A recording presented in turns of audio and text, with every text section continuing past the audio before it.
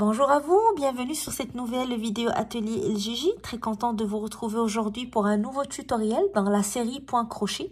Donc aujourd'hui, on va découvrir ensemble le pas à pas pour réaliser ce joli point. Un point très simple à réaliser qu'on peut travailler pour plusieurs types de projets en crochet, comme on va l'expliquer dans la vidéo. On peut aussi le travailler en alternant différentes couleurs pour avoir un meilleur rendu. Pour l'échantillon que je vais présenter dans la vidéo, j'ai travaillé avec un crochet 5.5 et une laine grosseur 4. Bien sûr, vous allez choisir le numéro de crochet et le type de laine qui s'adapte le mieux au projet que vous voulez travailler avec ce point. Alors, sans trop tarder, on va commencer tout de suite le tutoriel. N'oubliez pas de vous abonner à la chaîne si vous n'êtes pas encore abonné pour toujours recevoir les nouveautés ateliers LGJ et être au courant des tutoriels mis en ligne dès leur disponibilité. Alors, on commence tout de suite. Alors, je vais commencer par faire ma boucle de départ. Puis, je vais crocheter ma chaînette de base. Le nombre de mailles que je vais faire doit être une multiplication de 4. Donc, quel que soit le crochet que vous travaillez, votre chaînette de départ, le nombre de mailles qui vont composer votre chaînette de départ doivent être une multiplication de 4. Donc ici, je vais faire 4 mailles à la fois jusqu'à ce que votre chaînette atteigne la longueur désirée. 1, 2, 3, 4. 1, 2, 3, 4. 1, 2, 3, 4. 1, 2, 3, 4. 1, 2, 3, 4. Alors, je vais garder ce petit échantillon pour moi. Donc, quel que soit le projet que vous travaillez, comme j'ai dit, votre chaînette doit être formée par un nombre de mailles qui est une multiplication de 4. Une fois cette étape terminée, on commence la première rangée qui va être une rangée de mailles serrées. Dans la deuxième maille, à partir de mon crochet, donc j'ai ici mon crochet, je compte 1, 2. Dans la deuxième maille, je pique, je tire et je fais une maille serrée. Je passe à la maille suivante, je fais aussi une maille serrée. Et je vais faire une maille serrée sur chacune des mailles de ma chaînette. Et je continue ainsi, maille serrée dans chaque maille, jusqu'à ce que j'arrive à la toute dernière maille de ma chaînette. Alors, une fois qu'on a terminé notre première rangée, donc la rangée de mailles serrées, je vais faire une maille en l'air. Je vais tourner mon travail. Je vais faire aussi une rangée de mailles serrées, mais cette fois, je vais crocheter uniquement sur le bras arrière de la maille de la rangée précédente. Alors, au lieu de piquer sous les deux brins pour réaliser une maille serrée classique, je vais piquer sous le brin arrière uniquement et je fais ma maille serrée. Maille suivante, la même chose. Donc, je prends uniquement le brin arrière et maille serrée, brin arrière, maille serrée et je continue jusqu'à la dernière maille de ma rangée. Donc à chaque fois, je pique sous le brin arrière, je tire et je fais ma maille serrée. Puis je continue ainsi jusqu'à la fin de cette deuxième rangée. Alors maintenant pour notre troisième rangée, je vais commencer toujours par une maille en l'air, je tourne mon travail. Je crochète toujours sous le brin arrière. Donc, dans la première maille, je vais faire une maille serrée sous le brin arrière. Dans la deuxième aussi. Puis, dans la troisième. Donc, 3 mailles serrées sous brin arrière. Pour la maille suivante, je vais faire une maille serrée. Mais je ne vais pas la faire sous le brin arrière, ni sous les deux brins. Je vais descendre sous la maille jusqu'à ce que j'arrive à la rangée précédente. Donc, j'ai ici la maille serrée. Sous la maille serrée, je suis déjà sur la rangée d'avant. Donc, je pique en bas de la maille. Je tire un peu en haut pour avoir donc la même hauteur que mes mailles serrées. Et je fais une maille serrée. Donc, vous voyez la texture de cette maille serrée. Donc, c'est enchaînement, je vais le répéter tout au long de ma rangée. Je fais 3 mailles serrées sous le brin arrière. 1, 2, puis 3. Puis pour la quatrième, je vais descendre sous la maille, je pique, je tire et je fais une maille serrée. Puis 3 mailles serrées sous le bras arrière.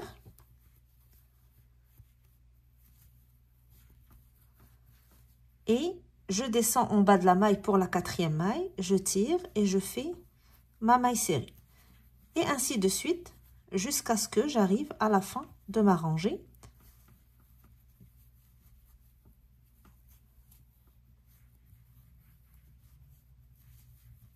Un, 2 et 3.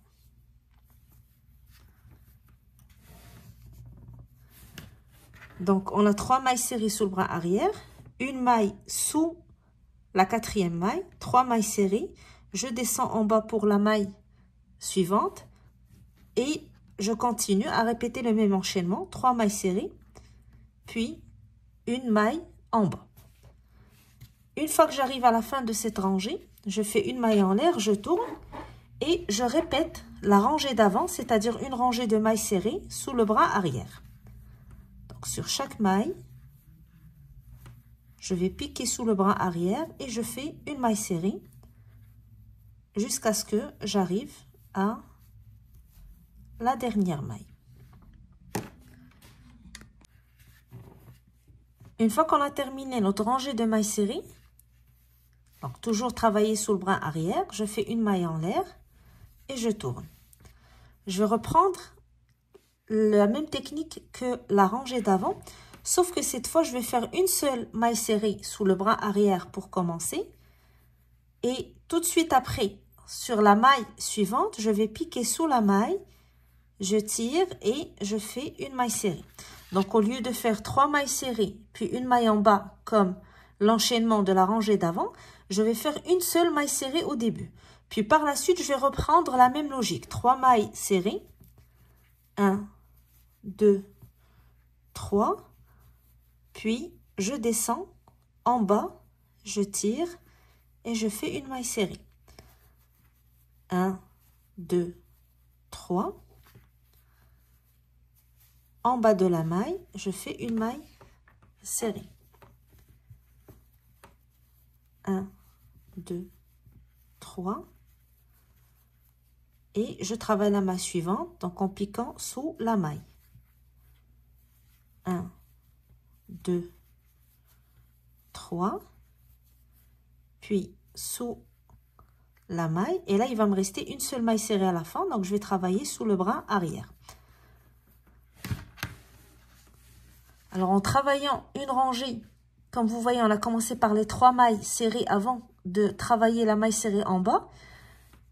Pour le motif après, on commence dans la deuxième maille, donc on descend en bas. Donc, juste pour créer cet effet, donc d'avoir comme ce petit triangle entre les points pour que ça fasse plus joli. Donc, tout au long de notre travail, on va alterner ces deux rangées-là lorsqu'on va faire notre série de répétitions.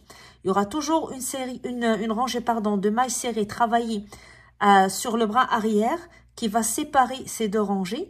Mais une fois, on commence par 3 mailles serrées, puis on descend en bas pour travailler la quatrième maille. Pour le motif d'après, donc ça va être une seule maille serrée, puis on descend en bas tout de suite sur la maille suivante pour travailler notre maille serrée. Donc, je vais répéter avec vous la série pour que ça soit plus clair, puis que je puisse aussi expliquer rapidement une deuxième fois pour celles qui veulent répéter le motif. Puis par la suite, donc pour continuer à travailler, ça va être toujours répéter la même série de répétitions. Donc, on commence toujours par une maille en l'air et je tourne. Donc ici, j'avais travaillé la rangée avec le motif. Tout de suite après, je travaille la rangée de mailles serrées sous le bras arrière.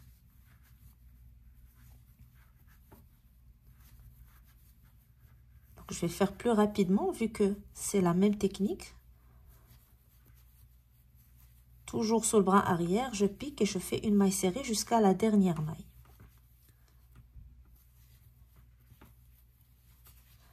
Alors, pour celles des fois qui trouvent que la vidéo est trop rapide pour elle. Donc, je reçois des fois des commentaires me disant que c'est trop rapide. Il y a toujours une option sur la vidéo YouTube pour diminuer la vitesse de la vidéo ou l'accélérer. En appuyant en haut sur la vidéo, sur les 3 petits points, vous allez avoir la possibilité de modifier la vitesse de votre vidéo et donc l'accélérer ou la mettre plus lente, je veux dire, pour que vous puissiez mieux suivre. Alors, une rangée de mailles serrées, ça c'est fait. On fait une maille en l'air, on tourne. Donc, la dernière rangée du motif, on l'avait commencé dans la 2e maille. Donc, ici, on va reprendre la première rangée du motif, c'est-à-dire 3 mailles serrées. Là, on descend dans la 4e pour travailler la maille serrée. Donc, on commence par 3 mailles serrées, toujours sous le bras arrière. Et la 4e sous la maille.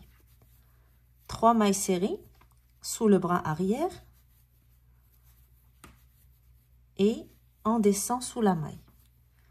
Et ainsi de suite. Jusqu'à ce que j'arrive à la fin de ma rangée. 2, 3, puis en bas de la maille. Et là, je termine par mes 3 mailles serrées sous le bras arrière pour cette rangée.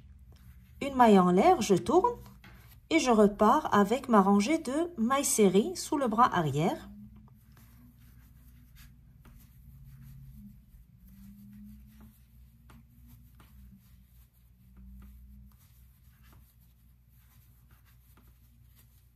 Sous chaque brin serré de chaque maille, je pique et je fais une maille serrée.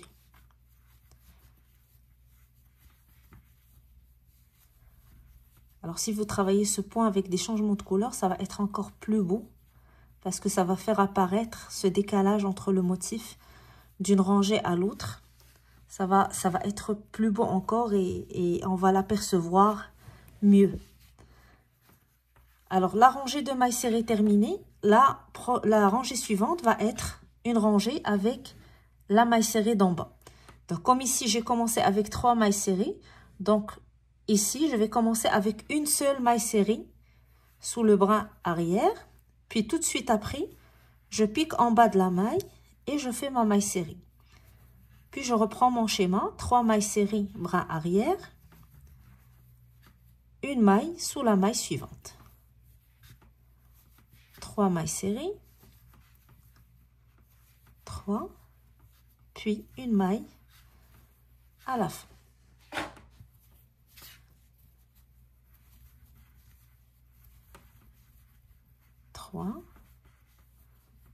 Une maille à la fin, puis 1, 2, 3, une maille sous la maille d'après